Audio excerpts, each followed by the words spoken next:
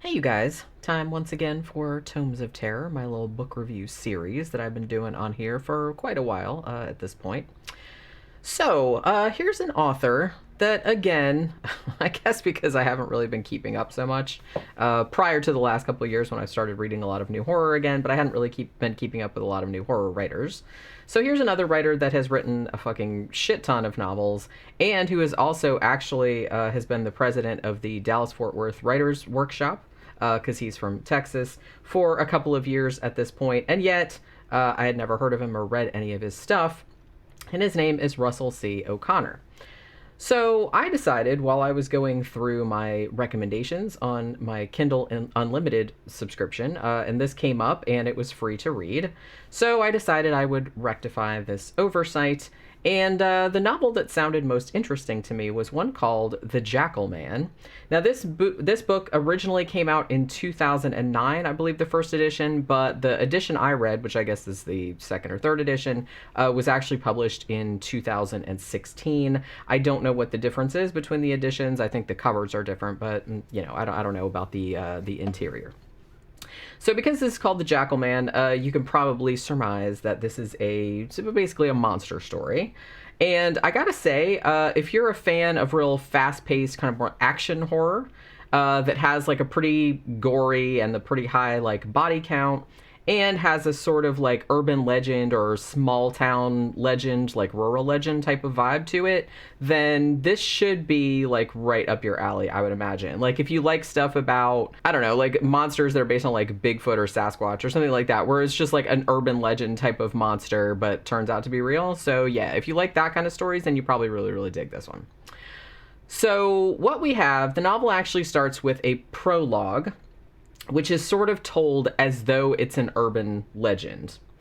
So in this prologue, it's only a couple pages long. There's two kind of teenage boys, and they've been out for a drive, and they're out past their curfew. So they decide to take a shortcut back home, which is never a good thing to do in horror stories, but, I digress.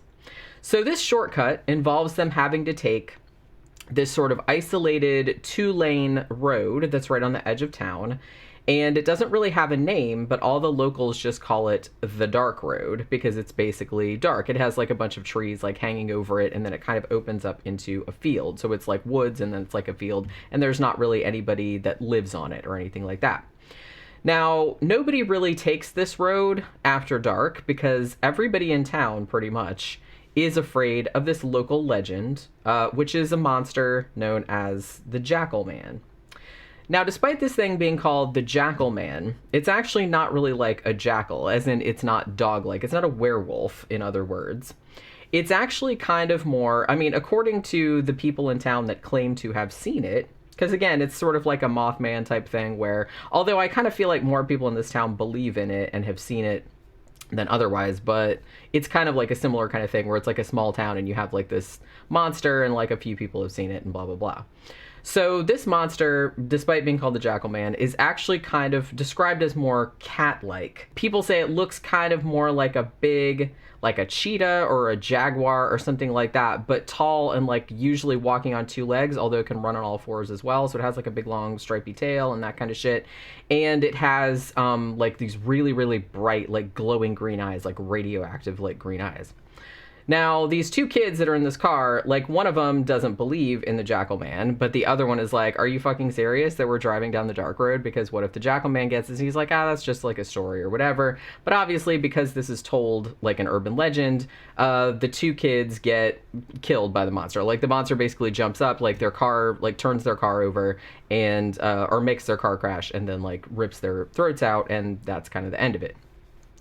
So after this opening, which is very intriguing, then we cut ahead to like our main part of the story. And this happens some indeterminate time later. I don't know how many years it is later, but I guess it's like several years later. So the main part of the story involves our protagonists, who are the Stanford family. Now the dad, Frank, who's pretty much the main character, like the son Willie kind of like factors into it too, but Frank is kind of like the main character. Now, he's kind of the sort of like abrasive dude, a little bit unhappy with his lot in life. Now, he's been working as a foreman on this mall construction project in presumably Dallas-Fort Worth. I think that's where the first part of the story is told. And this mall construction project is like way behind schedule. And he's afraid that like his ass is grass, right? Because he's really behind on this and he feels like he's going to get in trouble. So he ends up getting a visit from the owner of the company, which is this dude named Lyles, who is kind of like, he's like the son of the guy that originally, built the company, and that guy just died. So this guy has your standard kind of like entitled rich boy kind of shit attitude, you know what I mean? Where he's just kind of like, you have to do whatever I say, but he's like that kind of like douchey character. So Lyles comes to see Frank, and Frank is like, oh shit, I'm gonna get fired because I'm so behind on this mall thing. But he's surprised that Lyles actually offers him kind of what sounds like, sort of, a good deal. He's like, okay, the company is building this housing complex, like in this little town called Asheville, which I think they specify is about 3 hours. I don't know if it's a real place, Asheville, Texas. But it's about 3 hours outside of Dallas-Fort Worth. He's like, yeah, we're building a housing complex out there. And the foreman on the job just got fired, and I think it's 19 houses, and he's like, a couple of them are done, but the other ones are in various stages of being done. And he's like, we really want this housing complex done by like the end of the summer, like by the end of August, and we think you're the guy to do it. He's like, so if you go up there and you take this job, you'll get like a big, huge bonus. And we even rented you like a nice house, like for you and your family to stay in. And, it'll be really cool. So Frank is kind of like, well, it sounds a little bit too good to be true. But Frank just pretty much jumps on it almost immediately, like without even asking his wife or anything, because he's like, look, my wife is out of work. She's looking for a job, but she hasn't been able to find anything, and we need the money. And also he kind of figures maybe this will almost be, even though he has to work and stuff like that, he's like, maybe the change of scenery will kind of get our family back on track, because their family's been having like a lot of tensions and problems. Him and Trisha have been kind of at each other's throats. They seem like they're kind of sick of each other. She's been out of work, so she's under a lot of stress, and there's just all this kind of shit going on.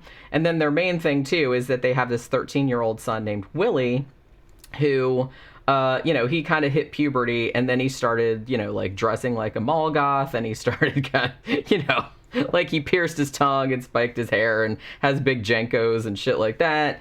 And he's kind of like causing a lot of problems in school, and he ended up getting expelled. So at this point, Trisha's like, I don't know what we're going to do with him. It's like, we can't afford a private school. It's like, I can't really homeschool him. It's like, what the fuck are we going to do with this kid? Because he's being a brat.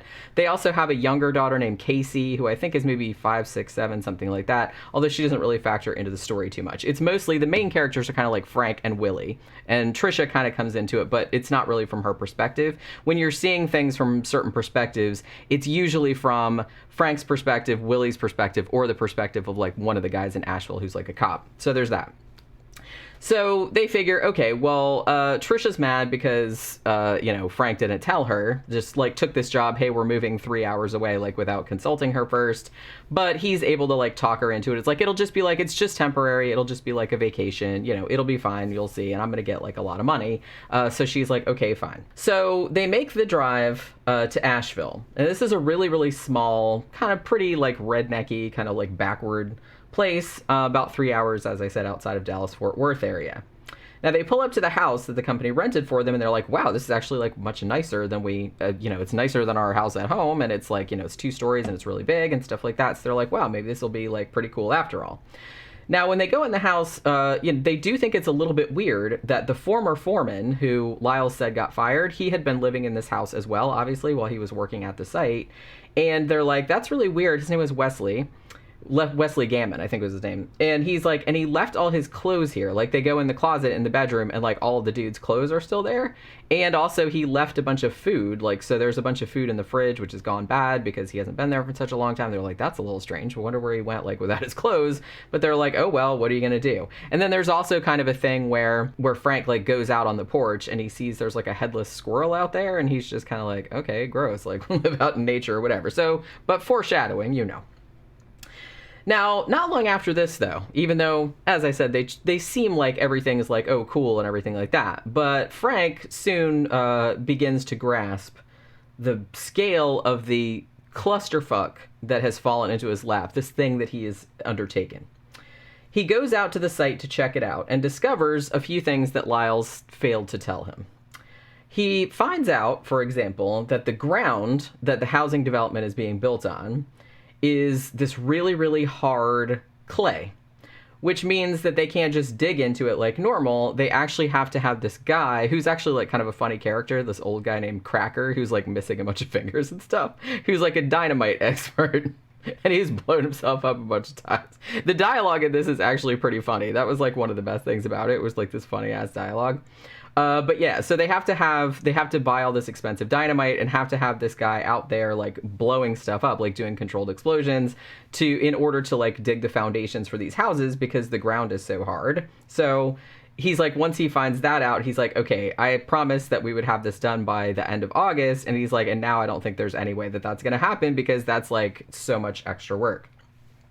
Not only that, he's finding it really hard to find a crew, at least of locals, that are going to work on the site because the field where these houses are being built is right along the Dark Road, which, you know, according to the locals, that's the Jackal Man's territory, and everybody is afraid of the Jackal Man. So he's like, you know, we don't want to like rile the dude up, so, you know, the monster, so why, you know, we don't want you here. We don't want anything built out there. Now, he does actually manage through one of his supervisors to get like some like Mexican migrant workers, but, you know, only a day or two after Frank gets there, there's like a really horrible incident involving a guard dog. So again, trigger warning for cruelty to animals, because some bad shit happens to like some animals in this. But a really fucked up thing happens on the site, like having to do with a guard dog that they hired, and that spooks a lot of people too. So some of the people like walk off the job. So there's that as well. So it's just kind of like all this fucking deal that he has to deal with. Also, it seems like everybody in town is really hostile, and like not even low-key hostile, like overtly hostile. They're really not making a secret of the fact that, look, we don't want you people here. We don't want houses to be built out there. Why the fuck did they even buy the land? You can't even build on it. No one's gonna buy those. It's like, you know, because no one wants to live right in Jackal Man territory, so it's like, we don't want you here. You're fucking everything up. So everybody is like hostile toward him, toward his kid, and just everything. So it's like really, really bad. Also, as if this wasn't enough bullshit that Frank has to deal with, he also finds out that Lyles, who was the one who hired him to go out here and like build these houses, doesn't actually give a shit if the houses are done or not. I mean, it's basically kind of like, well, this was my dad's company. He bought this land or whatever. But it's like, they're kind of like, we just wanted somebody out there like to blame, like when the whole project goes tits up. And so Frank kind of got finagled into it. So he's like, so he doesn't really care. As much as Lyles is talking about, yeah, we have to have these done by blah, blah, blah, he doesn't really give a shit if it's done or not. And if it's a disaster, then all the better. You know what I mean? Now, there are a couple townspeople that are sort of friendly or a little more welcoming. One of these is a local detective named Shruff. So Frank kind of befriends Shruff, but Shruff is kind of...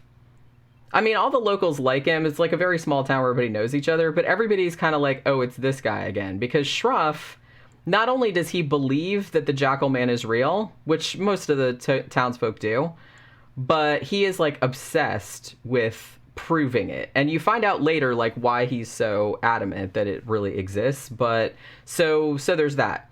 And he's sort of at odds with Frank, who has just come to the town. And I have to say that Frank, he's not a real likable character. He's kind of an asshole. He's kind of a dick. He comes into this town and like, yeah, most of the people in this town are jerks, but he's kind of a jerk too. And he just like comes in and he's like, well, I can't believe like you people believe in this stupid urban legend, and this is like making my job like way harder than it needs to be just because all you people believe in this stupid crap, and obviously this doesn't exist.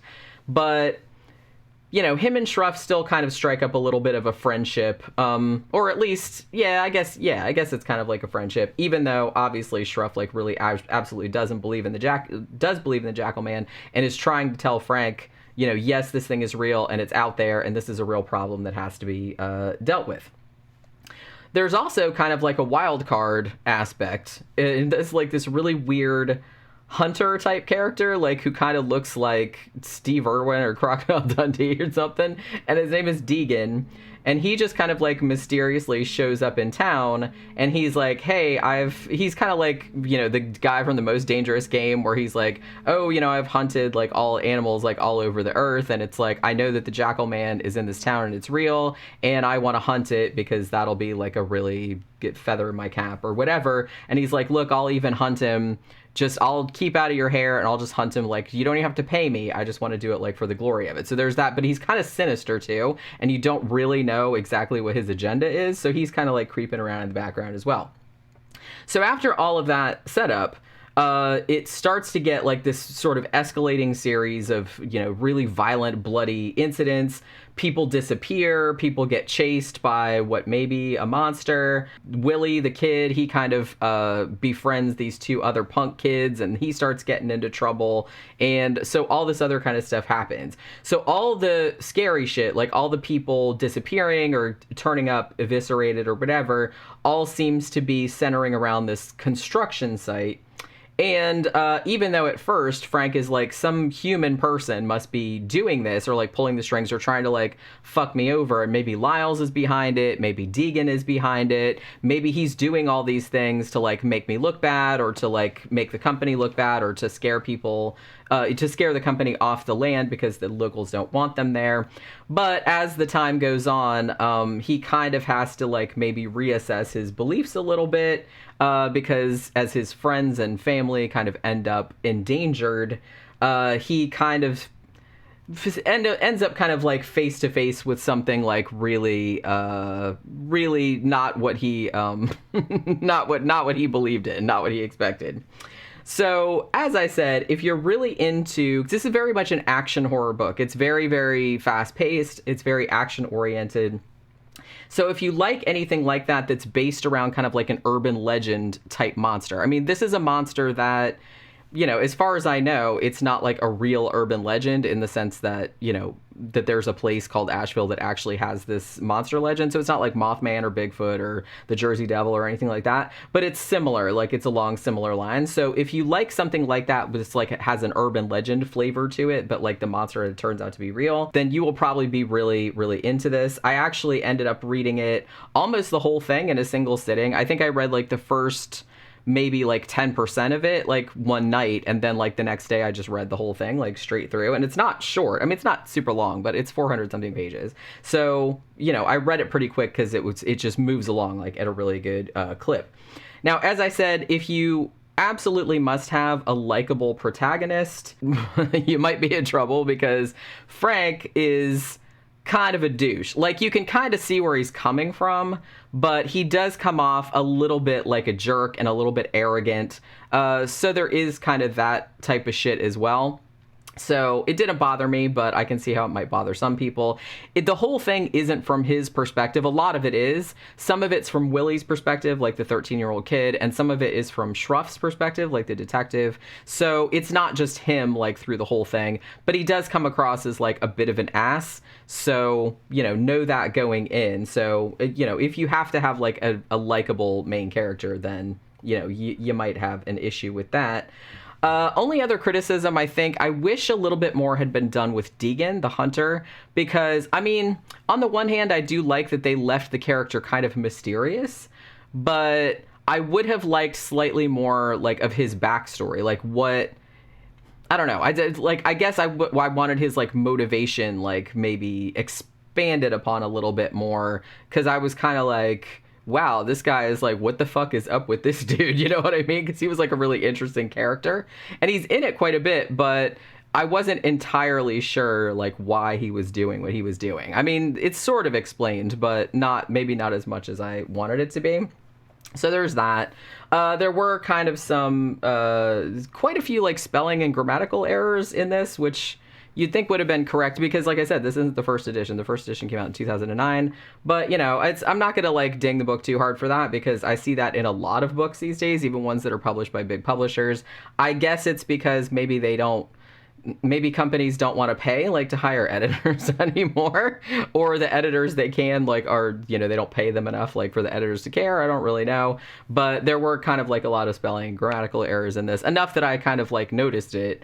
But as I said, that happens in a lot of books, so I'm not going to get like too fucking annoyed about it. So there's that. But overall, this was just a really fun action-oriented monster story with an urban legend kind of flavor to it, which I really like. So if that sounds like something you'd be into, if you have Kindle Unlimited, you can read it for free, and obviously you can buy the paperback as well if you want to. And that will do it for this Tomes of Terror. I will see you guys on the next one. Bye.